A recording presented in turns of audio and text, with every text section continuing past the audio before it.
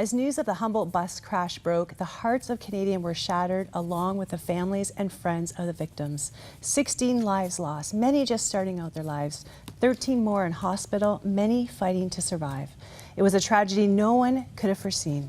Joining me today to reflect on its impact is Humboldt Broncos chaplain Sean BRANDOW. Thank you so much for joining us, Sean. Thanks for having me. Yeah, I know I told you this personally, but I just wanted to say this publicly. Thank you for being, first of all, so honest and raw in that terrible moment, you know, kind of not faking it like, you know, overcoming through Jesus kind of thing. You were honest about it, but at the same time, thank you for just saying, like, God is still real. He's still present. He's still with us. That really mattered. So thank you for that. Didn't really have a choice whether to be real or not. It was just, I couldn't sort of hold that back. That was just where we were at. And so, yeah, it was tough. You knew all of the victims.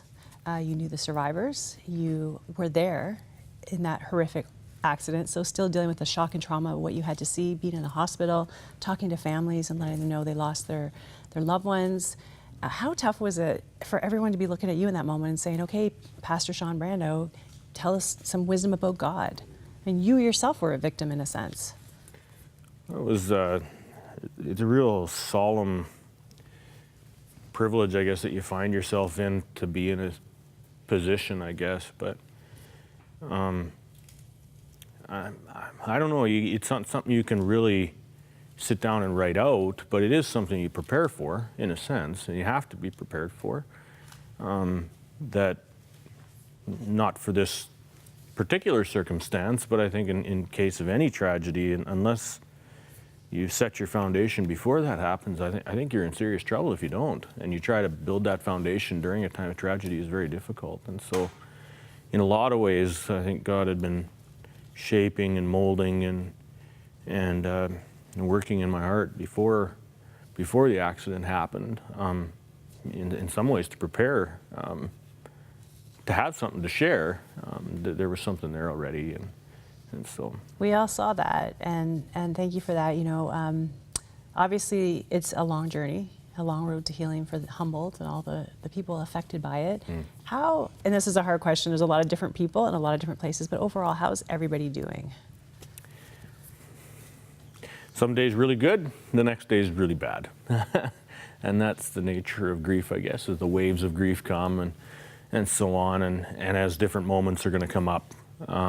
As Father's Day comes up, or as something else, you know, a birthday or anniversary or different things like that. It's going to present new and different heartache that'll have to be processed, and grief that'll have to be shared and worked through and so on. And each family is going through some of those. Some went through those things very rapidly. Others, in the midst of the confusion, have had to process that, and you know, other parents that still sit by hospital beds. So it's... I was thinking about that. We talk a lot about the families who've lost kids, but there's a lot of kids who are fighting to get their life back currently. And I was going to ask you about the survivors, because we don't hear a lot about them. Obviously, we want to protect their privacy, but overall, how are you seeing them begin to put their lives back together? Yeah, those young men, I mean, have a unique, in a sense, a unique privilege to be on a team. And that's a really profound thing, that they have a support of other guys. And so it's been really interesting to watch them. They wanted to be together on the same floor, or in the same room, or in the same area vicinity with each other, because they could be a support to each other. And I think that was very, very good for them. But now so many of the young men have gone back to their homes, some of them back, you know, their friends and families. Those are good things. And now sometimes I think they feel a little bit alienated at times, and can feel that way.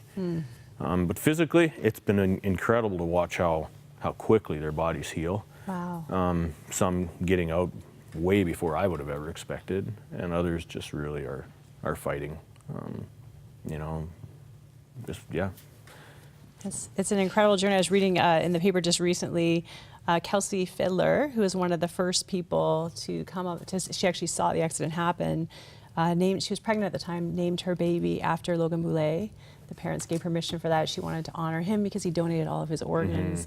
And it's amazing, human nature, how you see life and hope still come out of some of the most unimaginable tragedies. We want to continue talking to you about this. We're going to do that in just a moment. Stay with us.